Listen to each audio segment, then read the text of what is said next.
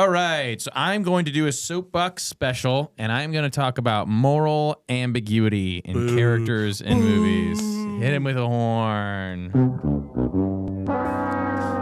So this is a problem that I've started to. This is just a big problem in movies. Period. It is never fun when all the characters in your movie, or more importantly, the story, like the main theme of the movie, is all moral ambiguity. It's all the idea that everything is morally relative.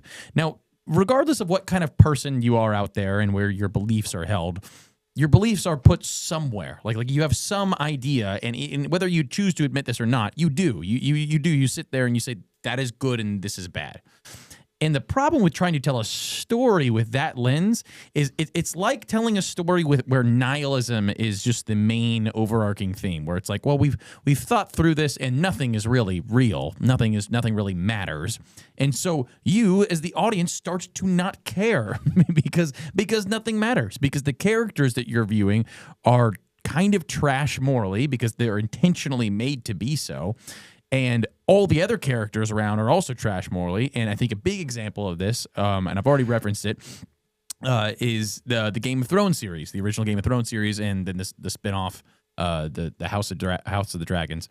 But I think you get this a lot in mob movies. I think you get this a lot in Rick and Morty is a good example, where it's just so nihilistic.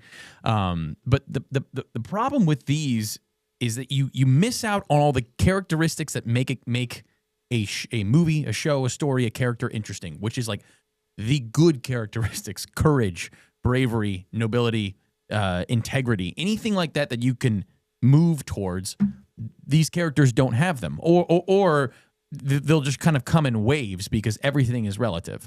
And this destroys storytelling. Like, I'm telling you, when there is a story that does not have a clear, this is the good person and this is the bad person, it's so it's just so quickly, it's going to have shock value, right? Those movies, those shows will come at you with the angle of, this is more grounded and realistic because this is what you experience in life. And even if the element of that is true, yes, we are all morally fallen, but we all do still have compasses and directions, right? When I slip up or fall or make a big mistake, I can address that and say, I need to work on that. That is a problem, and I am not perfect. I definitely have problems like everybody else does, but I need to work on it. As opposed to the characters that are written now often have their own moral compass, and that compass is just pointing in whatever direction they want, and everybody else is in a different direction. And it's usually, to go back on what Nathaniel said, it's usually just about them. It's that their purpose and livelihood only exists within themselves. So it's, hey, the story is, and we'll talk about Rings of Power briefly. Yeah. So we have original Lord of the Rings, where we have characters motivated by duty and by sacrifice. Sam, best boy, being brave, and basically serving the cause, if you will. And they're doing these things that they don't want to do. Right? We introduce the Shire as being super homey and comforting, and basically where anybody would want to live or retire. And it's like they're just sitting around smoking pipes and growing things in gardens and having big town parties, and just it's just very simple life, and it's so comforting. And then you're introduced to this idea that, hey, this could be taken away, and we all, like all the characters that we're getting to know, we all need to leave this comforting place and go into this mysterious world that's really scary. And so you're with them going, okay, no, that doesn't sound as good. The Shire looks awesome. And they're like, no, I have to do this. And it starts with Frodo. Frodo is the character in which the audience experiences this whole world through. And then he makes it to Rivendell, which is another area of comfort, right? He wakes up in the big bed. It's so beautiful. It's outside in this, just pristine looking place. And he's like, great, we're done. We can kind of head back. And then he realizes, it hits him that he's like, he has to be the one to take it because this thing will destroy everybody else. And so he has to sacrifice again, right? It's not what he wants to do, but he feels like it's what he should be doing. These are great characters, and that's a great story. Now, if we talk about Rings of Power, the characters in that show are so internally motivated that you have no cause to want to like them. So Galadriel is motivated by the death of her brother, and she wants to go and avenge that at the cost of the men around her. And she just wants revenge, and she wants to figure that out. And then she starts to get girly feelings towards Sauron. and then that takes over as the number one thing that needs to happen. And so it's never like, hey, there's this thing beyond what I'm feeling, beyond what I'm thinking, and that needs. But that happens because they take out any kind of objective morality in the show, and then it's like, well, they're only motivated by how they're thinking and feeling, and their internal passions and desires, and you get these empty characters that nobody cares about. Like, what do you just accidentally with one of them go, I can kind of relate to that. Yeah, you kind of talked about being honest, and then that's a good thing. But like briefly, and it's not like everybody should be this way. It's just because you had some connection with your father, and that's why you think it's that way. But it's so silly to me. What are you supposed to emulate? What are you supposed to aspire to? What are you supposed to be inspired by? And it's just, there's nothing there, because this is exactly like the person on the street that you meet who you're like, that person needs to grow up. Yeah. And you're like, okay, I'm already more mature than this character. There's nothing for me to aspire to. And it's funny because even in like kids' movies where they're like child characters, they're still better than this. Yes. It's like, what is happening? Yeah. Well, and then, sorry, I didn't mean to cut No, you off. you're fine. It kind of relates back to the movie that I just recently rewatched for the 900th time, is The Patriot. I mean, there's an entire scene where he talks about, no, I'm not going to send people fighting in my stead, for, causes of taxation without representation and all these things. I'm just not going to. But then it kind of gets thrusted on him, and he's like, man, I really don't want to do this. But now it comes to a point where I need to. Well, he has a really powerful line in that movie where he's sitting there and he's visually upset enough he's actually tearing up, but his sister-in-law, so his late wife's sister, the girl that he eventually ends up with, is like, you've done nothing to which you should be ashamed. And he goes, I have done nothing, therefore I am ashamed. Yeah. And it's like he realizes that no action in that moment was action. Yeah. And that specific scene where they're debating in I guess it's like a town hall. Yeah.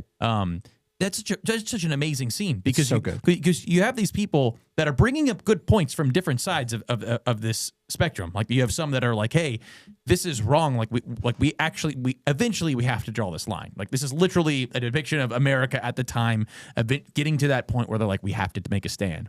And you get the other side and you understand it. Benjamin Martin's on the other side, and I mean he has more cause than most of them because he's been in wars. They're all like, hey, you're a patriot, and he's like, yeah, and you guys don't know what you're talking about. War is wild. He's like, are you guys really ready for this? Like, it's not going to be fought out there in the back. He's like, it's going to be in your backyards.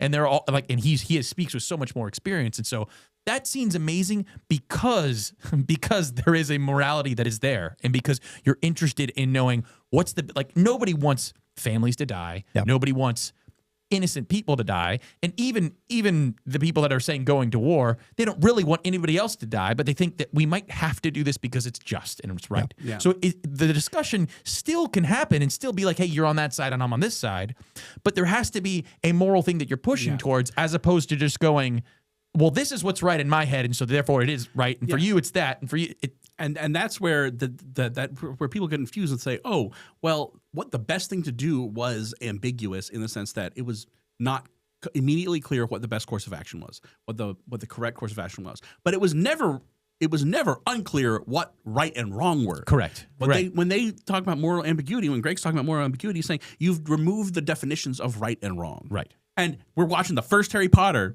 Voldemort says, "There is no evil, there is only power, and those too weak to seek it."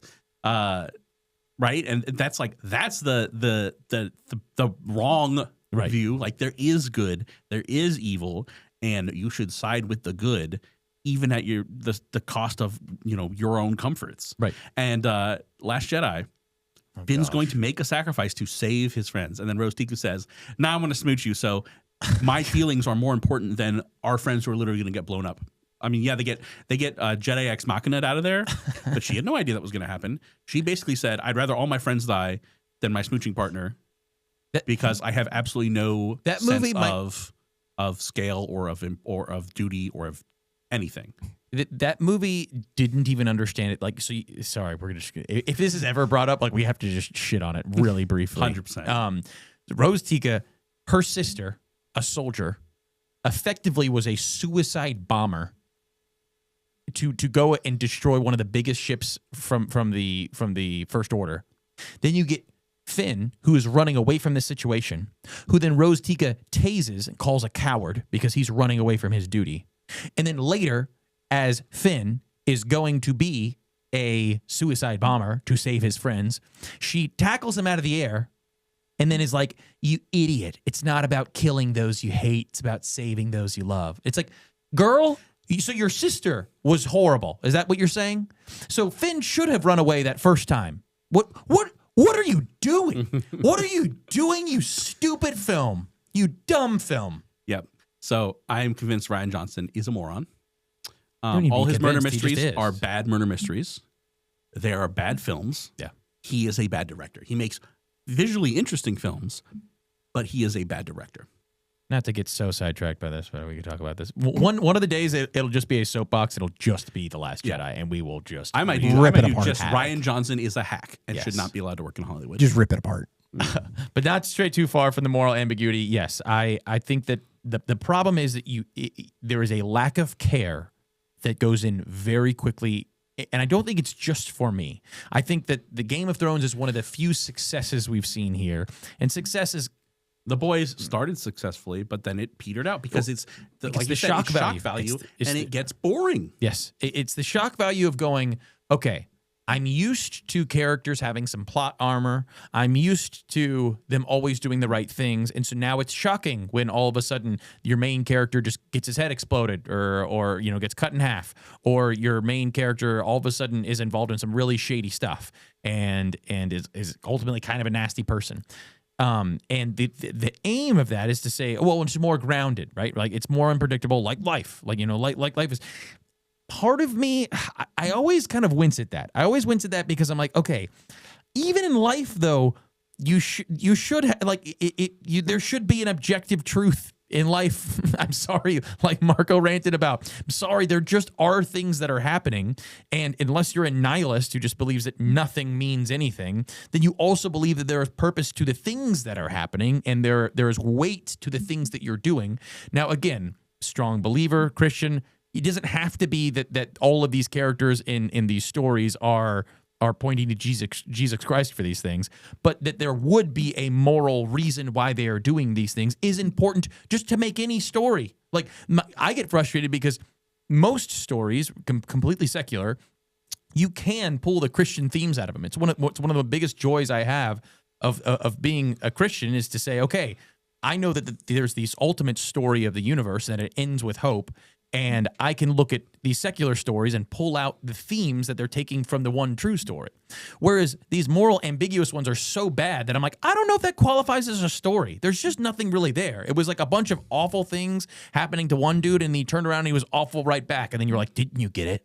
I'm like, no, that wasn't a story. There was just Joker 2 comes to mind. Morally broken people just acting awful to each other the whole time, and you're like, yeah, but it made you feel a certain way. I'm like, I don't know. That doesn't. It made me feel like I would rather watch something else. If I eat Congratulations. if I eat a bunch of pizza, I feel something. I feel bloat. That doesn't make it a movie. You stupid idiot. Like, sorry. I feel great when I eat a full pizza. I was about to say. I don't know about y'all. Just because That it sounds made like you a feel a way personal doesn't problem. make it qualify as a complete story and movie. But anyways, so Well, but to go back to my talk about emotions, because it's all about feelings. The story doesn't actually matter. It's what emotions does it stir in you. And when it's shock value, it's like I want it to make you feel a certain way. And there are aspects where you can like, okay, I need the audience to feel a certain way, which the score is a great way to do that. yeah, excellent. To use the music. I mean, like in horror films when it's like the tension, the rising music, and you're like, I know something bad's about to happen, even though the character, they can't hear the music. They have Right. no idea what's going to happen. Right.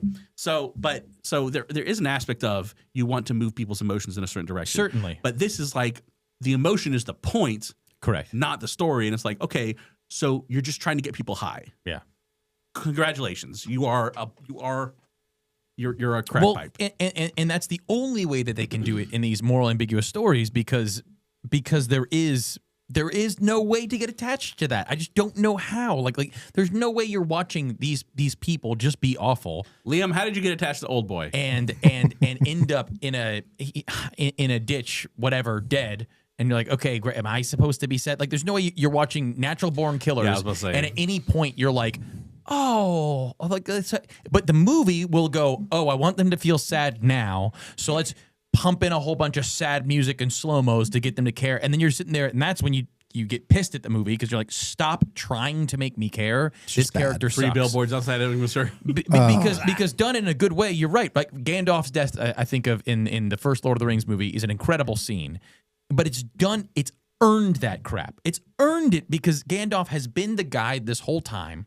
He specifically did not want to go into Moria. He did because he let the hobbits pick. When they finally did go and he finally faced his big fear, he was brave and he let everybody else go, and he decided to stay on the bridge. He defeats this thing for the last second for it to drag him off of the bridge. And you have everybody looking at their guide. I mean, like, as the person in the movie, you're like, okay, where the hell do we go if you fall? So you're like, really, don't go. And it all crescendos and all the music drowns out and it's just complete silence. And he goes, fly, you fools. And he falls.